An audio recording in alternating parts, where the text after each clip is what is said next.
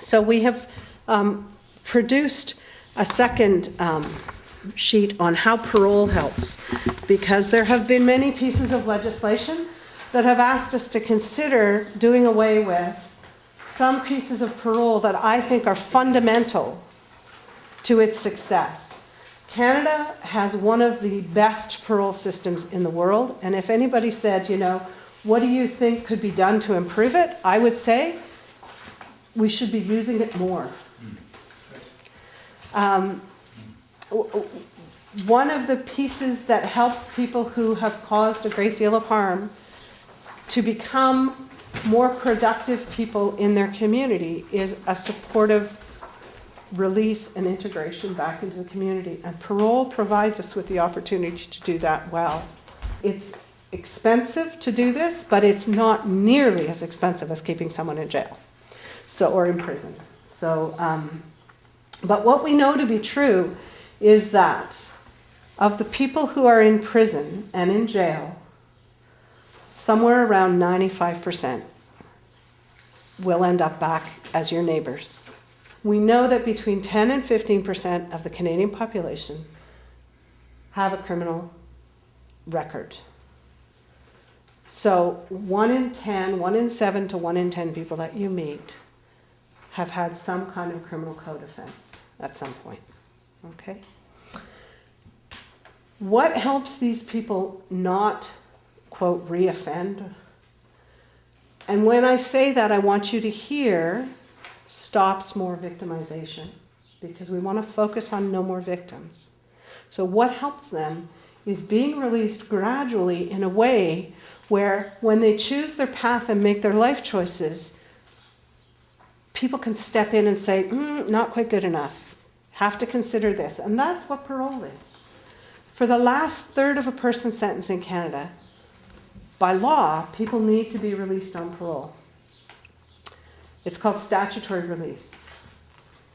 That is not to say that for the dangerous few people in Canada who have reoffended and proven themselves to be immensely dangerous, we don't have legislation that adequately allows us to keep them in prison, either to the warrant expiry, to the end of their sentence, or even beyond.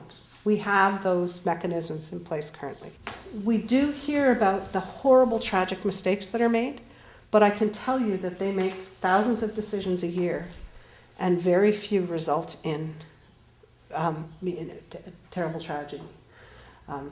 People do get sent back to prison when they're released on parole, but it's usually because they've breached a condition of their parole.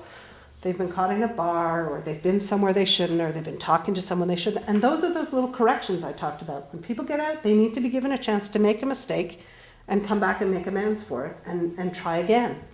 And so if we give them that third of their sentence to do that, it allows us adequate time to kind of supervise them back into the community and support them. And they're still supported by the correctional services, so they don't have to worry about a roof over their head and 3 squares a day, that kind of thing. So they have a chance at finding employment, getting into an educational program, something like that. If we keep everyone until their sentence is up, when we open the door and put them out on the street with their bus fare, we have no right to ask them who they're talking to, if they're going to their support groups, if they have employment, if they're involved in nefarious activity. That's a privacy issue. We don't have that right. So we're much better off releasing people gradually into the community and giving them the support that they need to do that well. And this is a victim's issue. Victims will tell you they don't want revenge by and large. Some do, but very few do. Most want to know that it's never going to happen again to someone else. We have what we need now to keep people safe from the very dangerous few. We know that this system works, and if anything, we should be letting not those who are at zero risk to offend, but we need to be letting the riskier out while we can still give them the support of parole to reintegrate. I went online last week, and off of the Government of Canada website, I pulled all of the current legal justice legislation that is in front of the House or the Senate and put it together in one document for you. We're trying to equip people to respond to what we see as expensive and dangerous legislation. I think the most recent piece that has just transpired is the pardons relationship.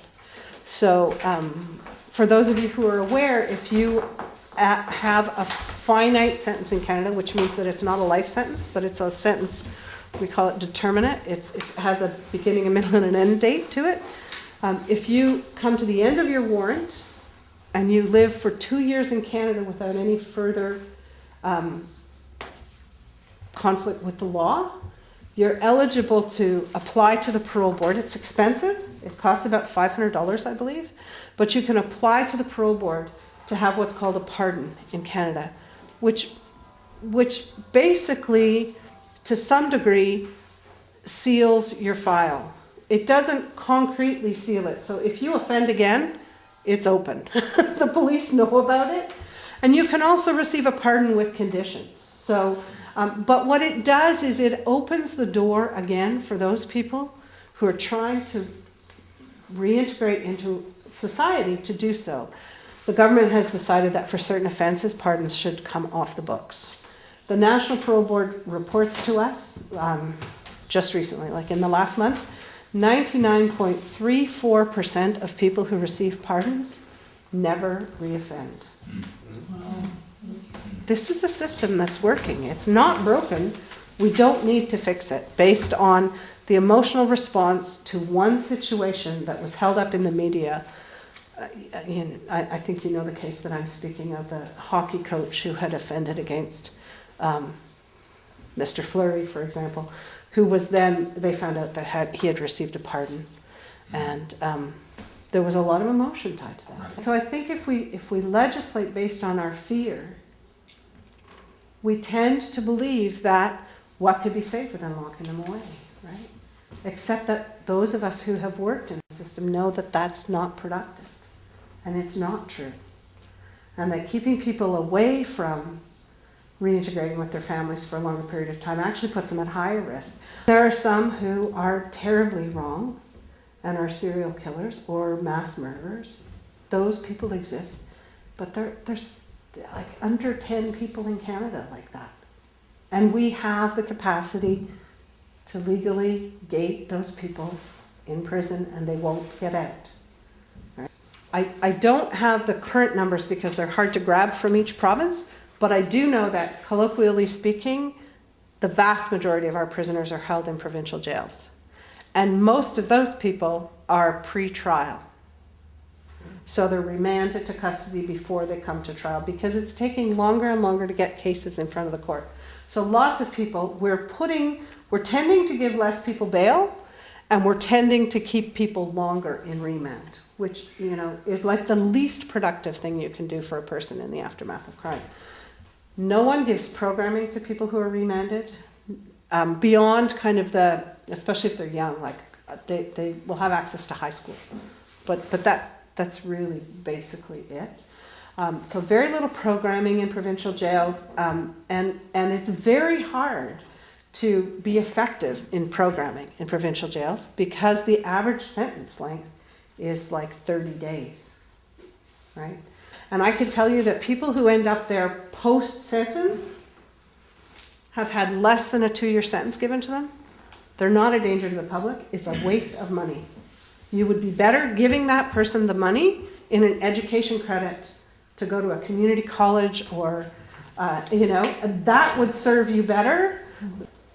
I think the most dangerous is remand, though, which is people who are pre-court time, because you have people who are innocent alongside people who have done the most heinous crimes.